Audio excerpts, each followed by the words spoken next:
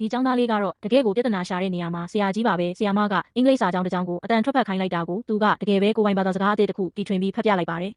ဆရာမကတော့ဒေါသတွေချောင်းချောင်းထွက်နေပြီးသူ့လောက်ညံ့တဲ့ကျောင်းသားမျိုးတစ်ခါမှမတင်ဘူးလို့ပြောကအခန်းထောင်မှာသွားရက်ခိုင်းလိုက်ပါတယ်သင်္ချာစာမေးပွဲမှာလည်း3မြောက်9ကဘလောက်လဲဆိုတဲ့မေးခွန်းလွယ်လေးကိုသူကထူးထူးဆန်းဆန်းဖြေရှင်းနည်းတစ်ခုရွေးချယ်လိုက်ပါတယ်အဲ့ဒီကိန်းကနန်းတစ်ခုကိုဂျိုရီလို့သူကထင်နေပြီးသူကိုယ်တိုင်ကတော့စကြဝဠာရဲ့ခေါင်းဆောင်ကြီးပေါ့တတိယမြောက်ဂျိုကို6ခုမြောက်ဂျိုနဲ့စုံဖို့ရွှေ့ပြောင်းရမယ့်တာဝန်ကိုသူကယူလိုက်ပါတ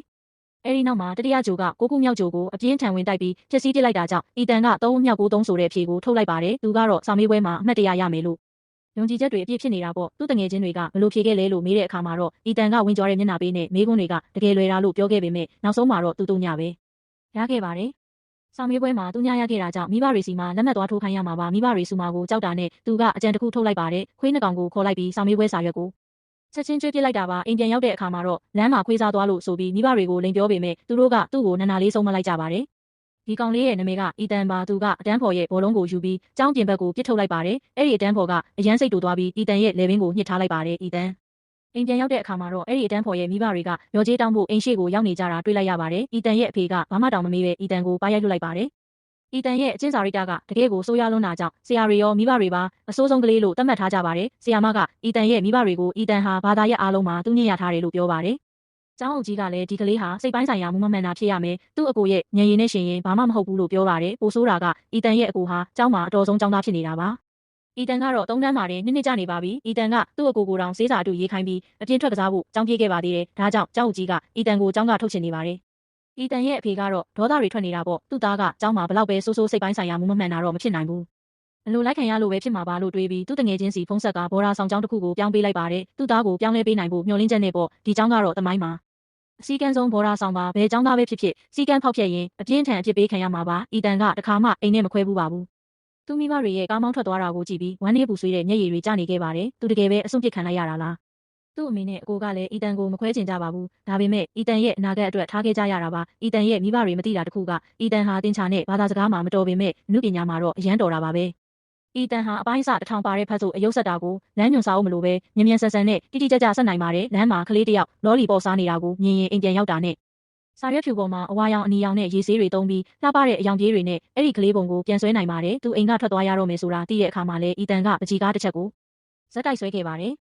်အဲ့ဒီပုံကသူဟာသူ့မိဘတွေနဲ့အကိုစီကနေတဖြည်းဖြည်းဝေးကွာသွားတာကိုဖော်ပြနေတာပါဒါပေမဲ့အီတန်ရဲ့ပါရမီကိုဘယ်သူမှမသိကြပါဘူးသူကသူ့ရဲ့ဝမ်းနည်းမှုတွေကိုရင်ထဲမှာပဲဖိနှိပ်ထားခဲ့ပါတယ်ညလေခေါင်းဘယ်သူမှမရှိတဲ့အချိန်မှာရေချိုးခန်းနဲ့ပုံးကိုရပါတယ်ငိုပြီးရင်လည်းဘယ်သူမှမသိအောင်မျက်လုံးတွေကိုရေနဲ့ဆေးကြောရပါတယ်အခုတော့အီတန်မှာမိဘအကာအကွယ်မရှိတော့တာကြောင့်အတန်းထဲမှာအရန်တတိထားနေရပါတယ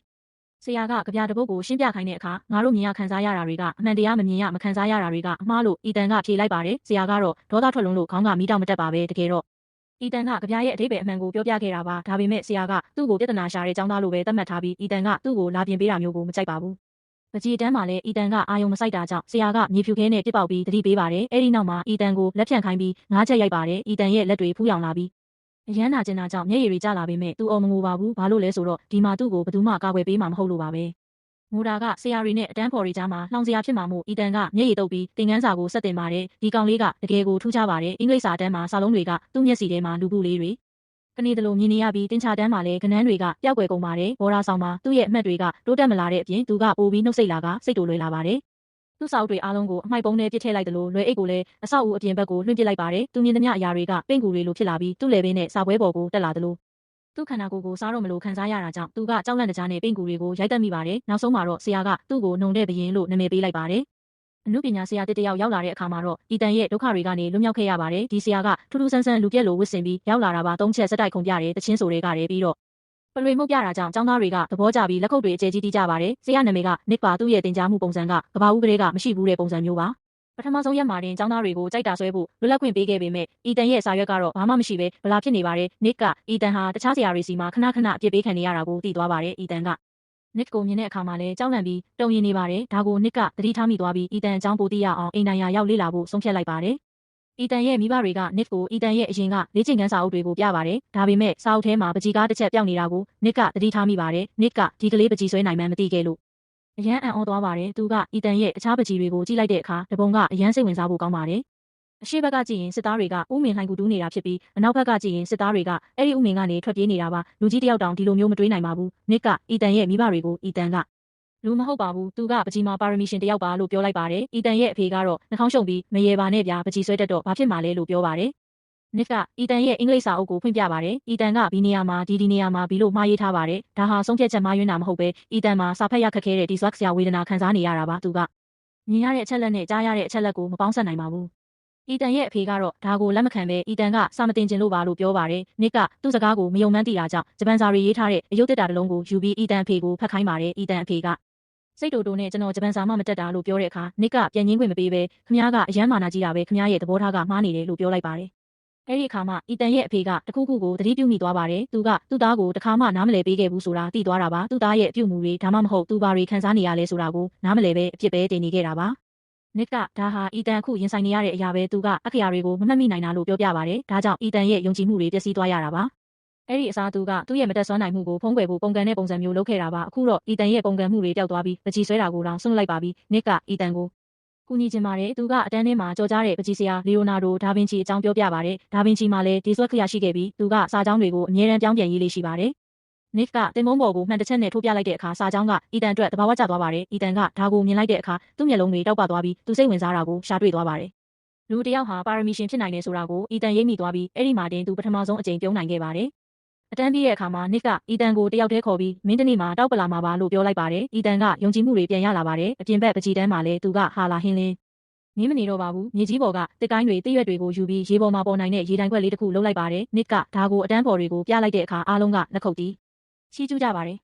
အီတန်ကတော့ရှက်ကိုရှက်ကန်းနဲ့ခေါင်းလေးငုံနေတာပေါ့အီတန်ယုံကြည်မှုရှိလာတာကိုမြင်တော့နစ်ကသူ့ကိုတဦးချင်းတေချာတင်ပေးပါတယ်အင်္ဂလိပ်စာလုံးတွေကိုစိတ်ဝင်စားလာအောင်အီတန်ရဲ့လက်မောင်းပေါ်မှာအခရာတွေရေးပေးပြီးစာလုံးပုံတံကိုခန်းစားမိအောင်လုပ်ပေးပါတယ်ပြီးတော့တူညီတဲ့စာလုံးပုံစံတွေကိုခွဲခြားနိုင်ဖို့ရေးစေးအောင်မျိုးမျိုးကိုသုံးပါတယ်တခြားပေါင်းနှုံနည်းတွေအတွက်လည်းလှေကားတစ်တွေပေါ်မှာအပေါင်းနှုတ်ကိန်းကနန်းတွေရေးပြီးအီတန်ကိုအတက်အဆင်ခုန်ခိုင်းပါတယ်အီတန်ကတစ်ခါထက်တစ်ခါပိုတော်လာပါတယ်နစ်ကသူ့ကိုရှင်စေးနေလေကစားခိုင်းပြီးအီတန်ဟာဒီလိုအမှုပညာဆန်တဲ့တင်ကြားမှုတွေကြောင့်စာတင်ရတာကိုတကယ်ပဲချစ်မြတ်နိုးလာပါတယ်သူကကနန်းတိုင်းစာလုံးတိုင်းကိုတန်ဖိုးထားလာပြီးစာမေးပွဲအမှတ်တွေလည်းတိုးတက်လာပါတယ်ဒါတွေမကသေးပါဘူးနစ်ကတကြောင်လုံးအတိုင်းတာနဲ့ပကြီးပြိုင်ပွဲတစ်ခုကျင်းပပေးပြီးအီတန်အတွက်ထူးခြားတဲ့လက်ဆောင်တစ်ခုပြင်ဆင်ထားပါတယ်အဲ့ဒီအချိန်မှာအီတန်ရဲ့အဖေကကျောင်းကိုရောက်လာပြီးသူအီတန်ကိုဂယုစိုက်ကျောင်းနဲ့နစ်ကိုအထင်မလွဲစေခြင်းကြောင်းပြောပါတယ်အဲ့ဒီအခါနစ်ကဟိုးရှိတုန်းကဆော်လမွန်ကျွန်းစုမှာဌာနေတိုင်းရင်းသားတွေကတစ်ပင်တစ်ပင်ကိုခုတ်ချင်တဲ့အခါအဲ့ဒီအပင်ကိုဝိုင်းပတ်ပြီးအကျယ်ကြီးဆဲဆိုကြတယ်ရက်အနေငယ်ကြရင်အဲ့ဒီအပင်ကတေသွားရောလို့ပြောပြလိုက်ပါတယ်အီတန်ရဲ့အဖေကအရန်အောင်တရသွားပါတယ်ဘာလို့လဲဆိုတော့အီတန်ဟာအဲ့ဒီအပင်လိုပဲဖြစ်နေပြီးသူ့ကိုပါရမီရှင်ကနေလူအဖြစ်ပြောင်းလဲပစ်ခဲ့တာကမိဘတွေဖြစ်နေလို့ပါပဲအီတန်ရဲ့အဖေကနစ်ရဲ့ရုံးခန်းထဲကထွက်လာတဲ့အခါအီတန်ကိုတွေ့လိုက်ပါတယ်အီတန်ကကျင်းညာတင်ပုံးပေါ်ကပကြီးပြိုင်ပွဲအကြောင်းကိုအလုံးချင်းဖတ်နေတာကိုမြင်ပြီးသူ့အဖေကရှိုက်ကြီးတင်ငိုပါတော့တယ်ပကြီးပြိုင်ပွဲနေ့မှာတော့အီတန်ကအရင်ကလိုမဟုတ်ပဲဖက်နဲ့ကြိုးကြည်တာကအစတေးသေးချာချာပြင်ဆင်လာပါတယ်ပါရမီရှင်ကောင်လေးကပကြီးပြိုင်ပွဲသွားတော့မှာပါသူကသပင်ကိုတေးသေးချာချာဖိတင်ပြီးပကြီးပစ္စည်းတွေကိုကြောပိုးကမိုးတောက်ရံမှာမြေကမ်းနားကိုသွားပြီးအဝေးကိုငေးကြည့်နေပါတယ်ပြိုင်ပွဲအချိန်ရောက်တော့ဆရာတွေကျောင်းသားတွေအားလုံးစုပေါင်းပြီးပကြီးဆွဲကြပါတယ်အီတန်ကမတုံလို့ပါဘူးသူကတပင်ထဲရှိတဲ့တစ်ပင်ကိုရွေးချယ်ပြီးသူ့အကိုပေးထားတဲ့စီဆေးတွေနဲ့ဆွဲပါတယ်နစ်ကလည်းသူ့ရဲ့လက်ရမုံကိုစဆွဲပါတယ်သူကအီတန်ကိုကြည့်ပြီးသူကိုယ်တိုင်လည်းပကြီးဆွဲတဲ့စိတ်အခြေအနေနဲ့ရောက်သွားပါတယ်ပြိုင်ပွဲအတွက်နစ်ကပထမဆုရှင်ကိုရွေးချယ်ဖို့ကျွမ်းကျင်တဲ့တိုင်တယောက်ကိုခေါ်ထားပါတယ်အီတန်ကပကြီးကိုမြန်ဆွဲပြီးနစ်စီအပ်လိုက်ပါတယ်နစ်ကအရန်အံ့ဩသွားပါတယ်အီတန်ရဲ့ပကြီးကားကတော့သူကိုယ်တိုင်ကြောင်းပြင်ပမျက်နှာမှာထိုင်နေတဲ့ပုံဖြစ်ပြီးတစ်ပင်တွေပန်းတွေငါးတွေနဲ့တရိတ်ဆန်တွေအားလုံးထွက်လာပြီးကစားနေကြတဲ့ပုံမှာကဘာမြေကြီးအသက်ဝင်လာတယ်လို့ပါပဲနစ်ရဲ့ပကြီးကားကတော့အီတန်ကပျော်ရွှင်တဲ့စေကျော်တက်လေးတစ်ယောက်လိုအားရပါရရင်မောနေတဲ့ပုံပါအီတန်ကဒီပကြီးကိုမြင်ပြီးအရန်အံ့ဩသွားတယ်လို့သူတောင်းတခဲ့တဲ့ပျော်ရွှင်မှုကိုလည်းခံစားလိုက်ရပါတယ်ဒိုင်တွေကကြီးညာလိုက်တဲ့အခါအီတန်ရဲ့ပကြီးကားကပထမဆုံးရရှိသွားပါတယ်လူတွေအားလုံးလက်ခုပ်တီးကြပါတယ်အီတန်ကအရန်စိတ်လှုပ်ရှားသွားပြီးလှေကားပေါ်မှာချော်လဲမလိုတောင်ဖြစ်သွားပါတယ်နစ်ကချက်ချင်းပြေးကူပြီးအီတန်ကိုစင်ပေါ်အထိချီသွားပါတယ်အီတန်ကသူ့ရဲ့ပထမဆုံးဆုကိုရရှိခဲ့ပါပြီဒါဟာအီတန်ရဲ့အရေးချင်းကိုအတိမတ်ပြူတာတွေမကပဲသူ့ဘဝအကောင်းဘက်ကိုပြောင်းလဲသွားတဲ့နိမိတ်ပါပဲအဲ့ဒီအချိန်ကစပြီးအီတန်ဟာနှုံတဲ့ဘရင်မဟုတ်တော့ပဲပါရမီရှင်ပကြီးဆရာတယောက်ဖြစ်သွားပါတယ်ဒါပေမဲ့အီတန်ကဆုကိုချက်ချင်းမယူပဲနစ်ရဲ့ရင်ခွင်ထဲကိုပြေးဝင်လိုက်ပါတယ်ဘာလို့လဲဆိုတော့ဒီကွန်ပျူတာမှုကိုရဖို့သူဘလောက်ခက်ခဲခဲ့လဲဆိုတာသူတို့နှစ်ယောက်ပဲသိလို့ပါသူရင်ဆိုင်ခဲ့ရတဲ့အခက်အခဲတွေထိုးနှက်ချက်တွေနဲ့ကဲ့ရဲ့မှုတွေကသူ့ကိုပျက်စီးလူနီးပါးဖြစ်စေခဲ့တာပါကံကောင်းတာကနစ်နဲ့တွေ့ခဲ့လို့ပါပဲနစ်ကအီတန်ရဲ့ပါရမီကိုမြင်ခဲ့ပြီးသူ့ကိုတစ်ခါမှလက်မလျှော့ခဲ့ပါဘူး